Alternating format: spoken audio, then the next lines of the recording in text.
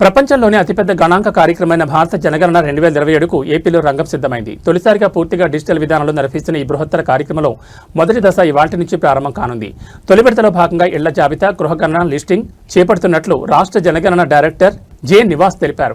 బుధవారం అమరావతి సచివాలయంలో ఆయన మీడియాతో మాట్లాడారు. ఈసారి జనగణన ప్రక్రియలో ప్రజలు స్వయంగా తమ వివరాలు నమోదు చేసుకునేందుకు స్వీయ గణన సదుపాయాన్ని కల్పించినట్లు నివాస్ వెల్లడించారు. రాష్ట్రంలో ఈ నెల 16 నుంచి 30వ తేదీ వరకు ఈ అవకాశం అందుబాటులో ఉంటుందని చెప్పారు.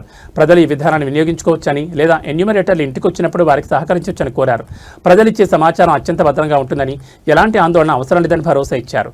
జనగణన విధులకు ఆటంకం కలిగించినా లేదా ఉద్దేశపూర్వకంగా తప్పుడు సమాచారం అందించినా క్రిమినల్ చర్యలు తీసుకుంటామని ఆయన హెచ్చరించారు.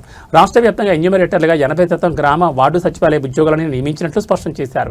మిగిలిన 20% ఇతర శాఖల ఉద్యోగులు ఈ విధుల్లో పాల్గొంటారని వివరించారు. చట్టపరంగా ప్రజలు ఎవరైతే ఎన్యూమరేటర్కి వస్తున్నారో వాళ్ళకి సహకరించాలి.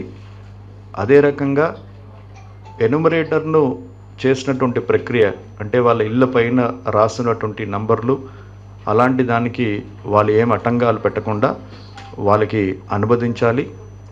అదే రకంగా సరి అయినటువంటి వివరాలను ఇవ్వాలి.